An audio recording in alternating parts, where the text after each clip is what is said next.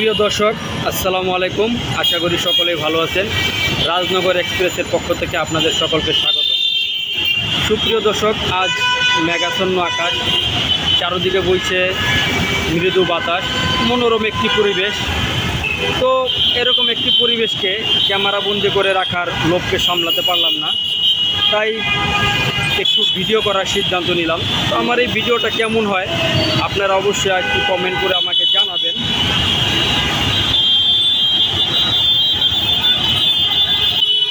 কিছুক্ষণ পরে হয়তো বা বৃষ্টি হতে পারে। তো আমি চলে আসলাম আমার গন্তব্যে। তো আপনাদের উদ্দেশ্যে বলতে চাই, আপনারা যারা ঘর থেকে বের হবেন অবশ্যই একটি ছাতা নিয়ে বের হবেন, কারণ এখন বর্ষাকাল চলতেছে, কখন বৃষ্টি হয় কেউ বলতে পারবে না। তবে ছাতা নিয়ে বের হওয়াটা খুব ভালো।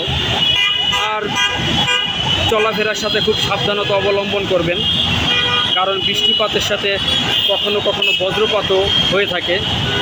তাই খুব সাবধানে চলাফেরা করবেন এবং ছাতা নিয়ে ঘর থেকে বের হবেন।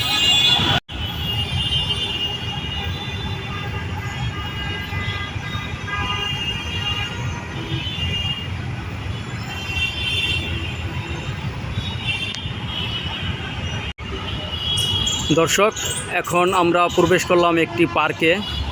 মেঘাচ্ছন্ন আকাশে এই মনোরম পরিবেশে চিন্তা করলাম একটু পার্কে ঘুরি। পরিবেশটা খুব ভালো লাগছে, তাই একটু পার্কে প্রবেশ করলাম। তো আমার সাথে আমার এক ছোট ভাইও আছে, ওর নাম হচ্ছে রাজু।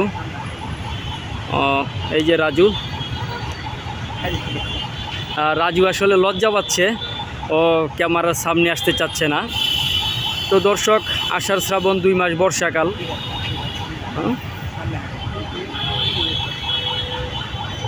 আষাঢ় শ্রাবণ 2 মাস বর্ষাকাল। আর বর্ষাকালকে আমি খুব উপভোগ করি, কারণ বৃষ্টির আমার কাছে খুব ভালো লাগে। বৃষ্টি আসলে আমি খুব বৃষ্টিটাকে এনজয় করি। তো আর এই বৃষ্টি আসলে ছোটোবেলার একটা কবিতা মনে পড়ে যায়, ছোটোবেলায় পড়া রবীন্দ্রনাথ ঠাকুরের লেখা কবিতাটা। আমি আপনাদেরকে কয়েকটা লাইন শোনাবো, অবশ্য পুরাটা হয়তো বা বলতে পারবো না। কবিতাটা হচ্ছে, আষাঢ় গগনে তিল ঠাই আর নাহিরে, ওগো আজ তোরা যাস নি ঘরের বাহিরে। তো এই কবিতাটার মাধ্যমে এই বৃষ্টির সিজনে, এই আষাঢ় মাস শ্রাবণ মাসে হয়তো বা কবিগুরু আমাদেরকে ঘর থেকে বের না হওয়ার একটি নিষেধাজ্ঞা দিয়েছিলেন।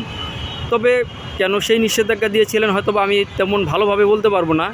এটা হচ্ছে বলতে পারবে যারা কবি সাহিত্যিক তারাই। তারপরও আমি বলবো মানুষদের বের হতেই হয়। দর্শক দেখুন এই পার্কের চিত্র। তো যেটা বলতে চাচ্ছিলাম আর কি, যে কবিগুরুর নিষেধাজ্ঞা অমান্য করে মানুষকে বের হতেই হয়। জীবনের প্রয়োজনে, জীবিকার প্রয়োজনে কোনো না কোনো কারণে অবশ্যই মানুষকে ঘর হতে হতে হবে। তো আমার সেই সঙ্গে একটা উপদেশ, আমি ছোট্ট মানুষ, আমার এই ছোট্ট জ্ঞান থেকে আপনাদের একটু উপদেশ দিয়ে রাখি।